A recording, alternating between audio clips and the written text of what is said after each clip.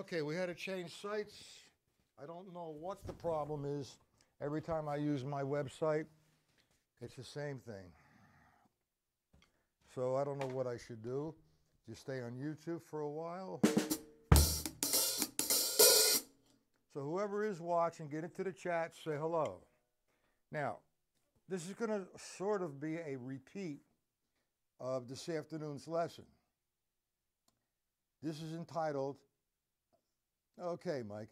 I don't know, man. Is the sound okay, Michael?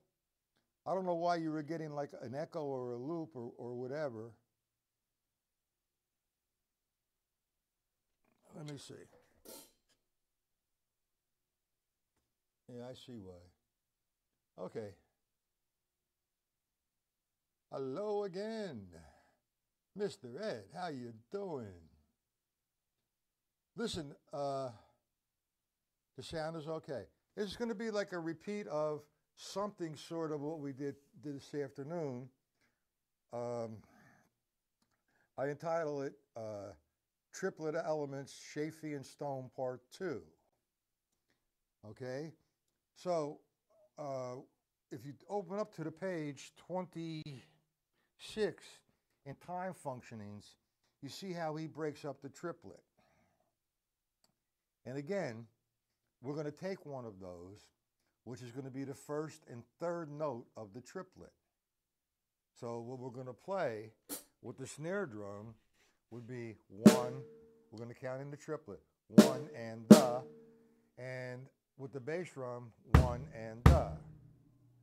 So it's like a shuffle, one and the two, the three, the four, the one, the two, the three, the four. Okay, what I'm going to do next week is I'm going to break down how Jim Chapin breaks the dotted 16th, the dotted eighth note, and how he plays the time, like 1E and the 2E and the 3E and the 4E and the. It's very closely related when you get up in tempo to 1 and the 2, 3, 4. To me, that's a little too stiff. That's in the Jim Chapin book. Anyway, if you turn to page 26, we're going to work with number 5 and number 12. That's 1 and 2 and 3. That's the bass drum part. When I see a right, it's going to be 1 and When I see a left, it's going to be the snare, 2 and So, again, we interpret the stick control book as opposed to 1 and 2 and 3 and 4 and. We hit it as 1 and 2 and 3, 4, and we interpret the whole page like that. But instead of using the right hand, we're using the right foot. So line 1 would be 1 and 2 and 3 and 4 and 1, 2, 3, 4, against the jazz time. So now I'm going to do line 1. It's a 4-measure increment. And at the end of the 4th measure, what you want to do is vamp whatever sticking that you end with. For example, the first one is a left. So the vamp would be 1 and 2 and 3 and 4 and 1. 4 measures. Against the jazz time. 1 and 2 and 3 and 4. Now here we go. We're going to play line 1. Right equals 3, 4. 1, 2, 3, 4. 1, 2, 3, 4. 1, 2, 3, vamp. 1, 2, 3, 4. 2, 2, 3, 4. 3, 2, 3, 4. 4, 2, 3, 4. 1, 2. That's line 2.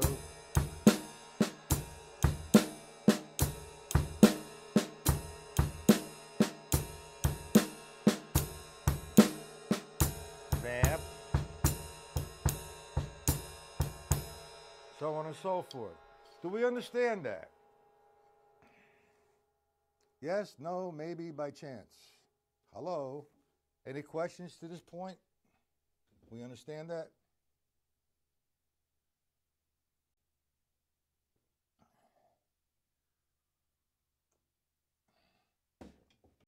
Michael,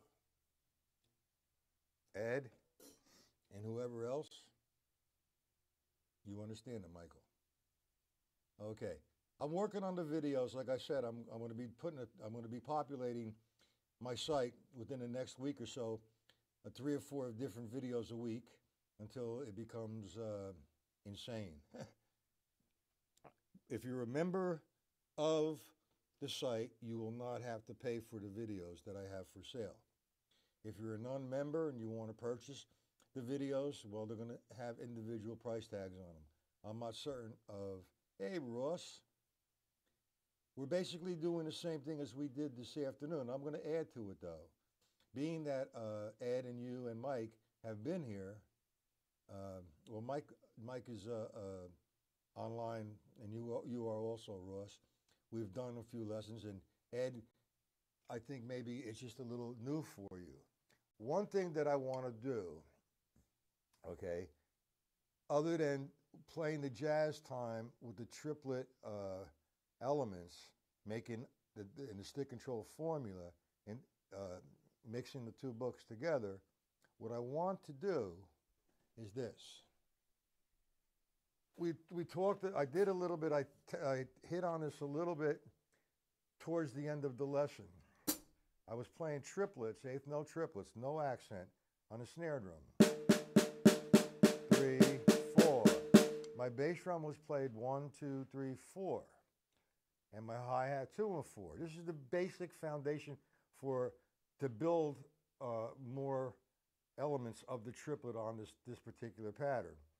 I refer to this perhaps as a ostinato pattern or a vamp. Ostinato pattern meaning you're playing a constant pattern, and with another limb or another voice you're playing on top of it. So this is going to remain the same.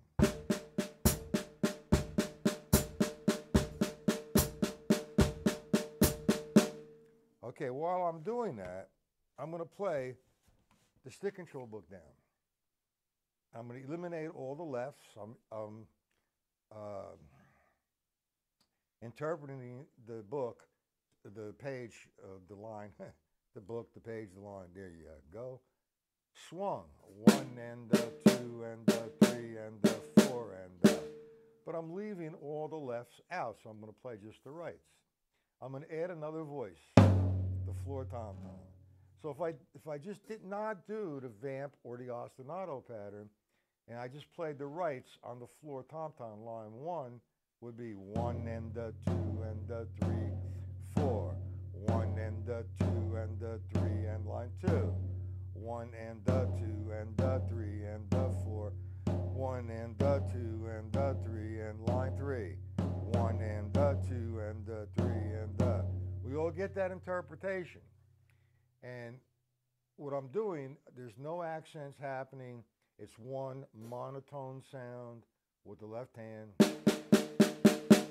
The bass drum and the hi-hat kind of put it the time, the placement of the 1, 2, 3, 4 as you get 1, 2, 3. Now I'm playing the rights there. And I'm going to contain my rights just on the floor. 1 and 2 and 3, 4. 1, 2. Repeat. 1, 2, 3, 4. 1, 2, 3. Line 2.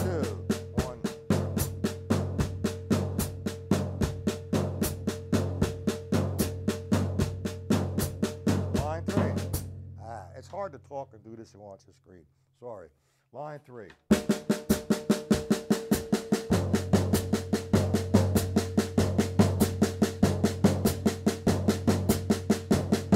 4, 2, 3, 4. 1, 2.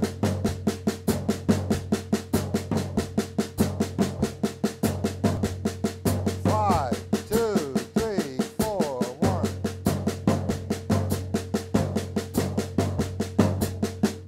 That's pretty simple, and you want to enter that without a metronome. Once you feel comfortable with that, you may want to add the metronome to whatever tempo you feel relaxed at. You want the goal here is to play from line 1 to line 24 without a mistake. Now this is the easy part, okay? Now we're going to add to this. There's two other elements of the triplet with the left hand. Notice when I was playing the left hand, no accents. The next movement would be, the accent would be on the 1, 2, 3, 4. So I'm going to take the snares off so you can hear it. 1, 2, 3, 4, as opposed to, so you're going to get this going on.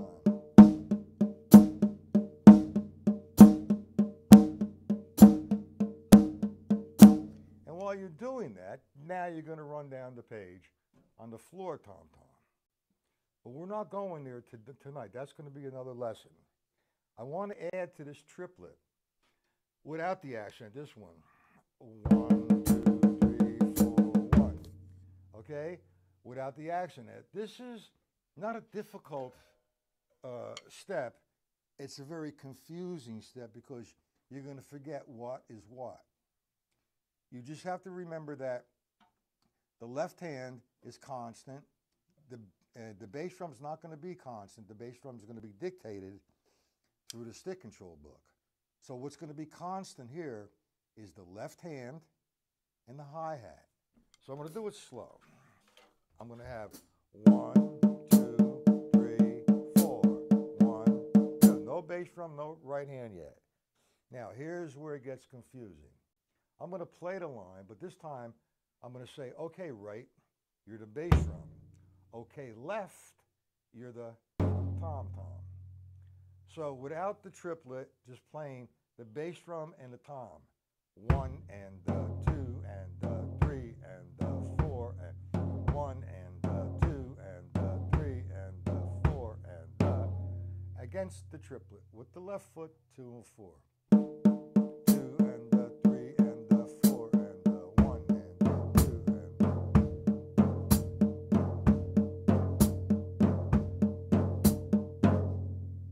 line 2, 1, 2, 3, 4, 1 and 2 and 3 and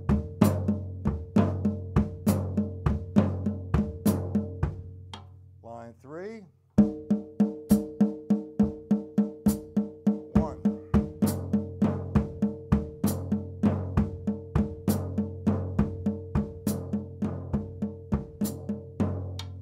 Now you see what I'm talking about? What gets confusing? Am I using the right as the bass drum, or am I using the right as the right hand? Until you become familiar with it, I would do it as slow as I just have done, and without a metronome at first. Get familiar with the exercise.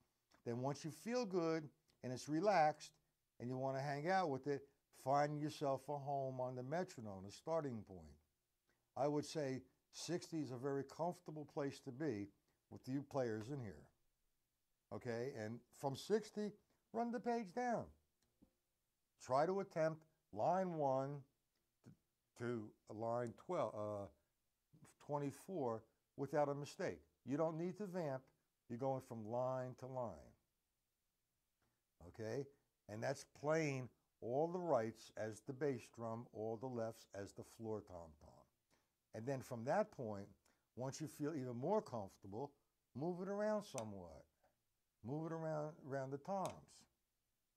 Or eventually you could do a melody. Now you could do the same thing with the syncopation book. Okay? Do you happen to have the syncopation book in front of you, gentlemen? I'll open up and show you, demonstrate what I'm talking about.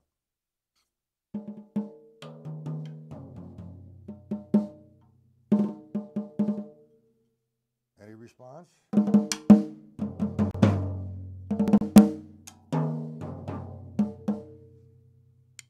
You have it. Okay, Ed, good.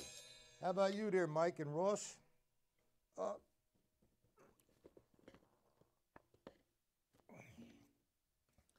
Let's go to a simple page.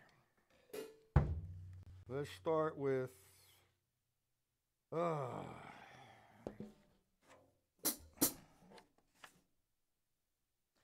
lesson 12, page 30. How about you, Ross?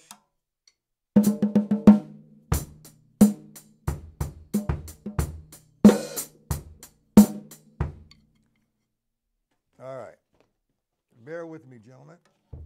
All right. Lesson 12. First step, we're going to do the eighth note triplet without the accent. We're going to play the line. The bass drum is going to be 1, 2, 3, 4. Hi-hat 2 and 4.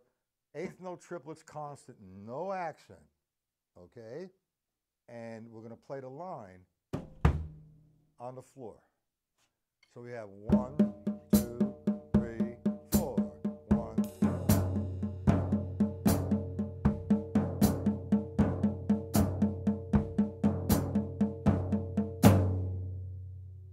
Okay.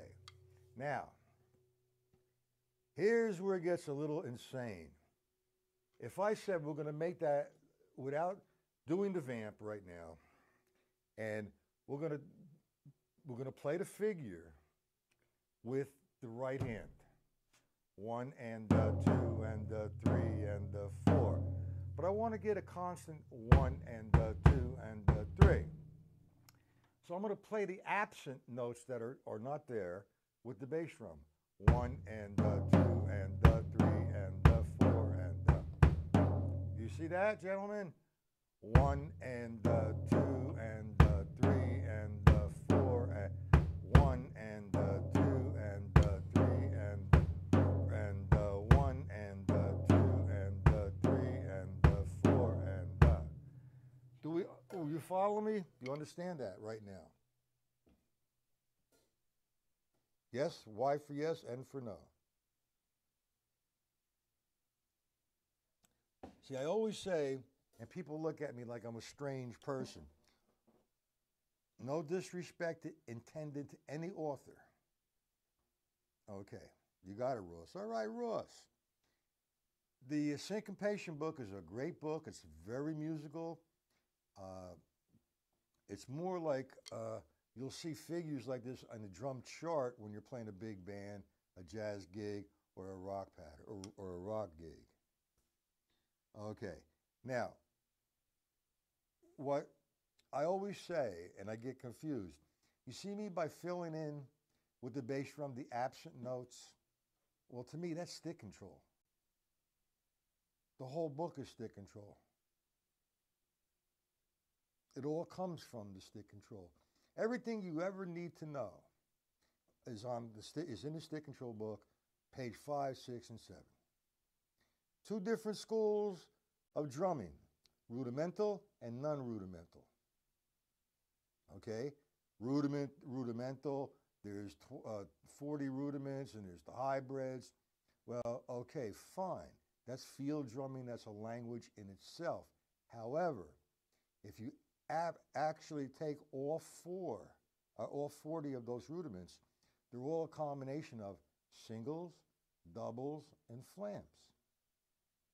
Okay? And that's what the stick control book is.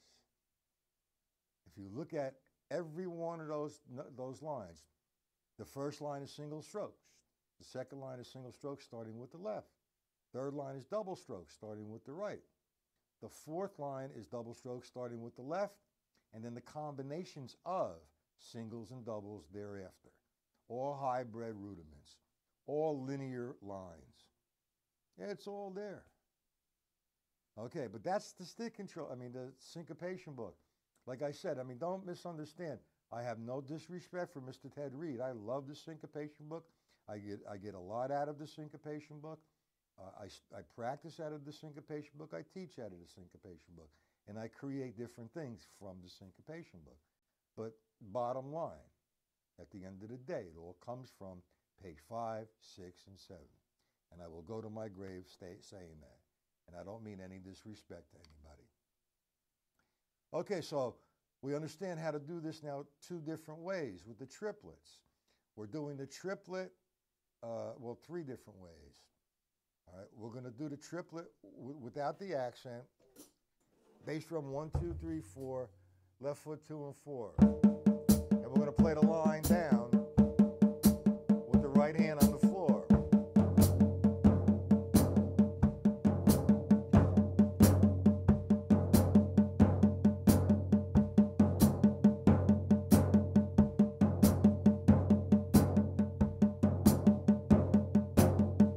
Line, the second line. 1,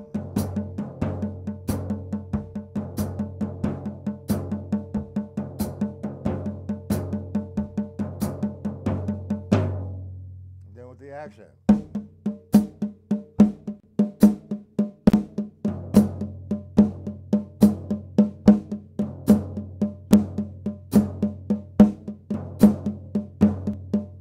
Now notice when I did the accent with the left hand on the first note of the triplet. This is where everything gets all totaled out and confused. Sanford Moeller, nonsense. It's not a whip. It's a pumping action. Watch my left hand. No accent. Now watch when I hit the accent. I'm not going like this. That's the whip. It's a pump. Watch.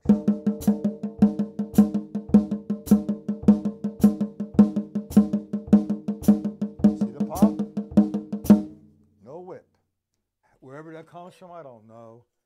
And, you know, I have some really bad feelings about all of the information that's out there with the technique. It should be universal, and it's not. There's no whip. You know, if you ever watched Joe Morello's instruction video, he demonstrates the full stroke, and he does something like this. And if he says, if you do this long enough, you will levitate, and he's absolutely correct. It's not the way you play it, but everybody's playing this as a whip. Wherever that comes from, I don't know, I don't care, and I throw it in a plastic bag, tie it in on a knot, and put it in the garbage can, and wait for the garbage men to pick it up. It all comes from the wrist. To give me some oomph, it's a pump. Watch the right hand.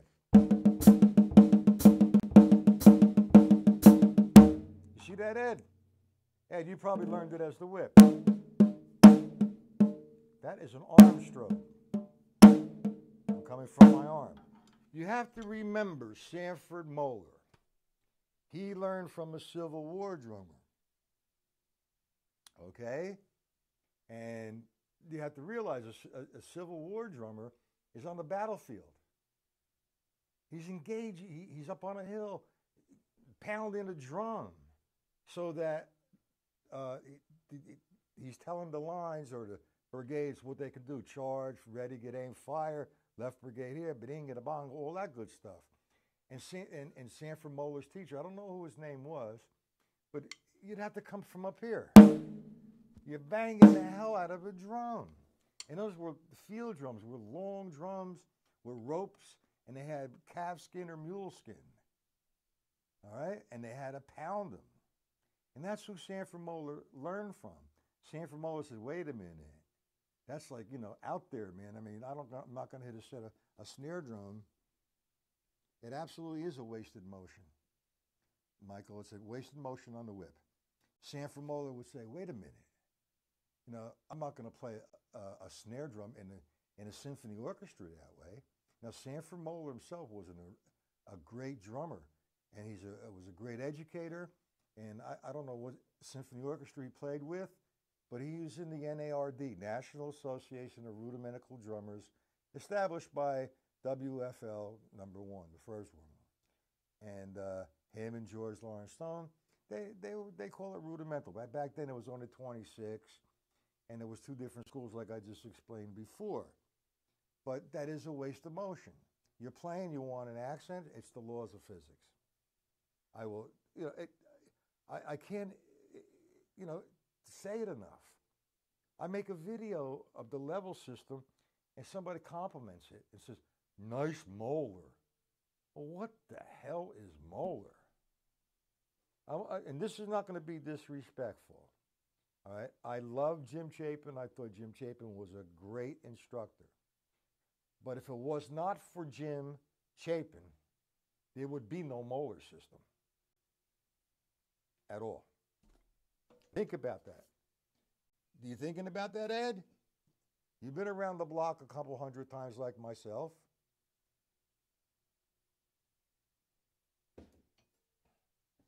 I can't stand when these guys think they know it all and this is the molar. It's not molar.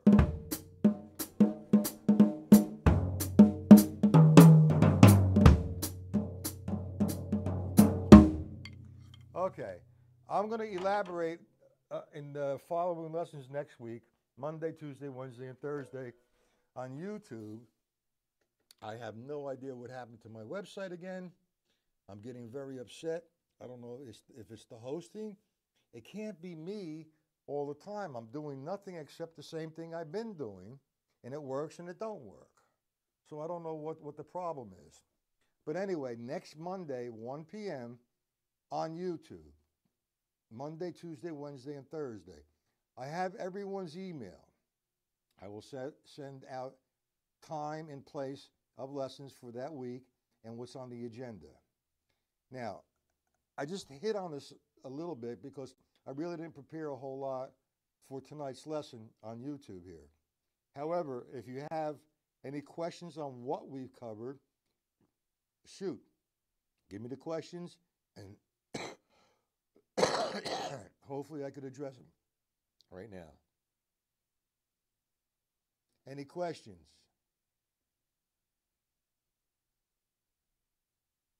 Yes, no, maybe. We're going to take 16th notes, 4/16ths, a grouping of 4, no accents, then the accent on the first note of the 16th, and the last note of the 16th. And we're going to do the same thing with the syncopation book and the stick control book. We're going to do the substitution. All R's equal the bass drum, all L's equal the right hand. Okay, how about you there, Mr. Ed? You seem to be not troubled, but you want to ask something, and you think if you ask, you're going to get upset. The molar system. I know that's on your mind. See, Michael and Ross have known me for quite a while, and they know my feelings on the molar. So tell me, Ed, what you're feeling, and we'll talk about it publicly, if you don't mind. Hey, Mike, we're going to be going up to Zildjian again. It'll be on a Wednesday, Thursday, and come home on a Friday. And Ed, he's from Quincy. He'll meet us there if you want to go. I don't know exactly what date, but let me know. No, it's not. There's a difference between pumping, okay, and whipping. Whipping is a snap. It's taught like this. That's a whip. If I'm playing this at a tempo, I don't have. That's not a pump. That's a whip. I don't have time for that. Here. Look at my elbow. Look at my elbow hitting the side of my arm, of my body. Yes, I am, Mike, and also Ed right there. 1. See my arm? It's a pump. It's not a whip. It's not semantics. The way the whip is demonstrated is like that. That's a whip. That's ridiculous. You don't have time to do that. When you play a gig like that, a jazz gig, see that motion? The elbow is being pumped. I'm pumping. That gives me my power. I don't know. I'll talk to you on Skype, buddy. It has to be. It's on a Thursday, Michael, that we have to. That they open up for the factory itself. So I figured I'd be up there Wednesday, hit it early Thursday, spend the night Thursday, come home Friday morning. So I don't know exactly what the date is.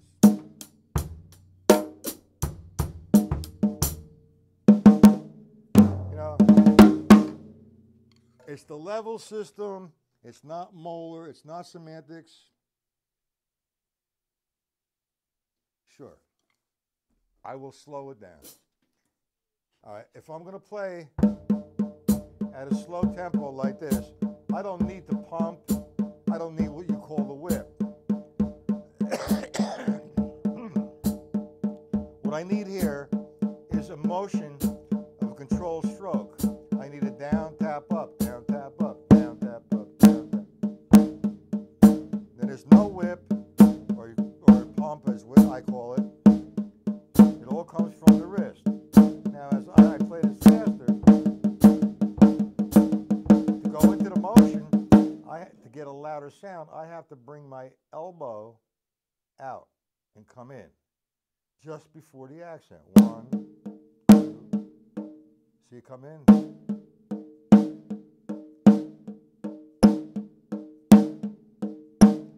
My elbow comes in before the accent. All right, 1 and 2 and So my elbow is pumped, not pumped. It's pushed into my side on the duh. 1 and 2 and.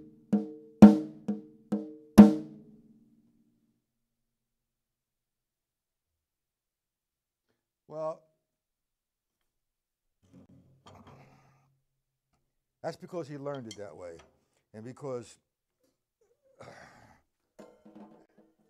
this is what annoys me, Ed. All right, as the pump is not molar, there is no, like I said this afternoon, Jojo Meyer gave a great explanation. It's the laws of physics. Okay, Sanford Moeller documented it, and it gets all confused. And Jim Chapin just took it off, man. He called it something, and everybody called it that. It's not a whip, and it's a pump. It's not molar. My body has to come and do something. It's the laws of physics. I can't play an accent from here without making a different motion. That's not molar. That's the laws of physics. I want to do an accent. I have to change my attack. So I have to get in position for that attack. What is it? It's an upstroke and a downstroke. 1, 2, 3. That's a wrist stroke. Now, if I want to pound, I don't know. You ever see that video? The drummer is on the wrong gig. It's got about 3 million hits. It's what he's doing. He's making fun of what they call the molar. He's going to levitate. He's up like this. It's not a show drummer. I don't know what. It's not a whip. The left hand grip. Okay. The left hand grip is the same thing. It's not a whip. It's still a pump. I don't know if you can see my left hand. I come back in. 1, 2, 3, 4. 1, 2, 3, 4. 1, 2, 3, 4. You see that left hand, Ross? Traditional? Excuse me. I'm starting here. If I did without speed, just a down, tap, up, I'm hitting down, tap, up. As I increase my speed, you're going to see the pump come in. Again, the pump comes to the side on the duh. 1 and duh, 2 and duh, 3 and duh, 4 and. You see that?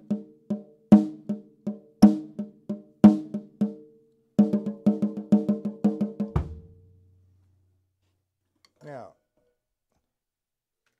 I guess George Lawrence Stone and Sanford Moeller was sort of like Jim Chapin and Joe Morello. All right. Now, Ed, you come from your instructors. That's a heck of a family of drummers, man. Some great drummers in there.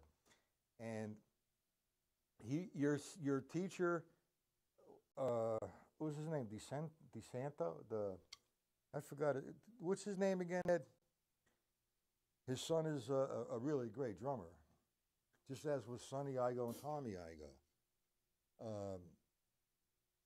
Does that help you with the left hand? Does that explain it, Ross, or you want me to do it again?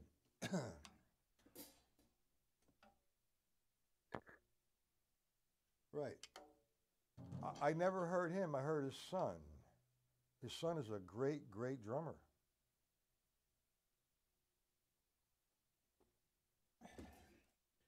Boy, this thing is working crazy tonight. Hold on.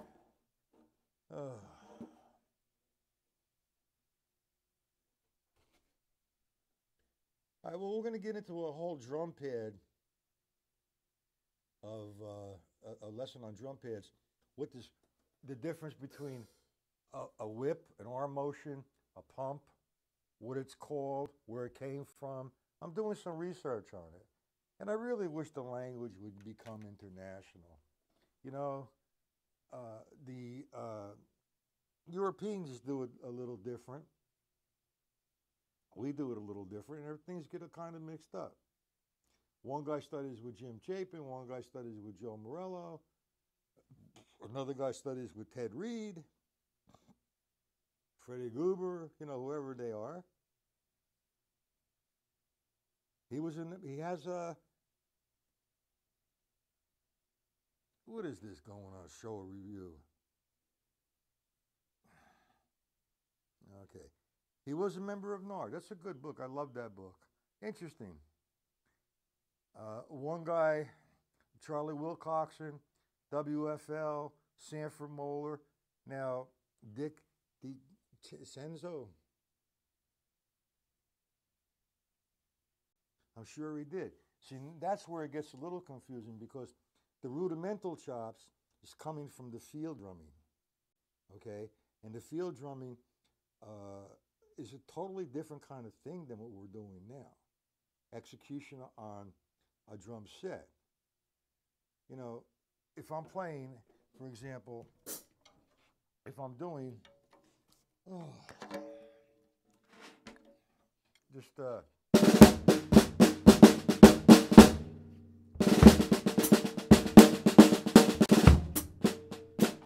me see, get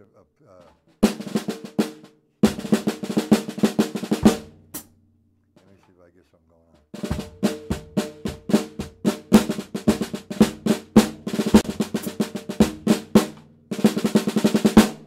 I don't remember well. I have to get a book out and look at it. But the rudimental chops, it's a different kind of thing. And yeah, I could understand where he's talking about, he's associating something like that with Moeller because it's coming from here.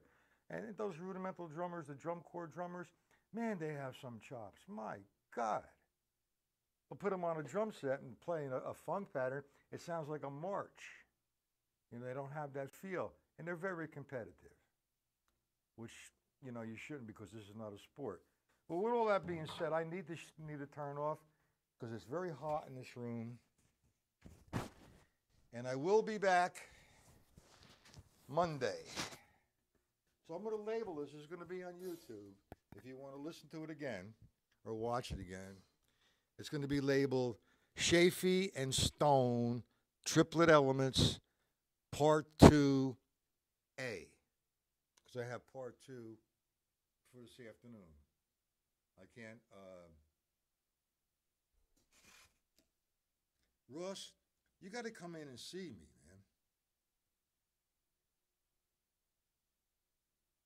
man. And what's it called? Michael, we're doing another camp in July if you want to come to that. If not, we can wait till October. But I'm going to let you know exactly what I'm doing. Yeah, the Connecticut halftime, you know, I don't know that by memory. It's been years since I played it. I have to put out the book. If you want me to play it for you, I will. I'll work on it for a couple days or an hour or so, and maybe one lesson I'll play it for you. The Connecticut halftime. Classic drum solo, rudimental drum solo. It's all rudiment field drumming. The one who had the rudiments applied to the drum set, the best that I've ever heard, was Philly Joe Jones. There's the book, 150 Rudimental Drum Solos by Charlie Wilcoxon. And that book swings. And he takes the rudiments, and he'll take a solo, a 32-bar solo or a 16-bar solo, and play it over and over again on the drum set, utilizing different things. And then he'll take a melody. He'll play the rudimental solo on the sheet and hum a melody against it and fit the things in there. He was a Oh, he was a pioneer for that. He loved that book. I love the book. And everybody should have that in their library. 150 Rudimental Drum Solos by Charlie Wilcoxon. Who was that in Chicago? Frank Knapp? Knapp? He was also in Denard. There was a lot of members, great drummers. Yeah, The All American Drummer, definitely a good book. I love that book as well, but I really spend a lot more time in the 150 rudimental solos. I take a 6/8 and swing it. I take a 2/4, make it 4/4, and try to swing it, and just play it over and over again on the drum set. There's no set pattern that you want to use, but as you do something like that, you experiment. Play between the floor tom-tom and the bass drum. Play between the snare drum and the floor tom-tom.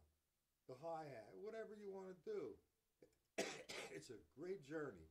I just love what I do, love to practice, and I love to teach.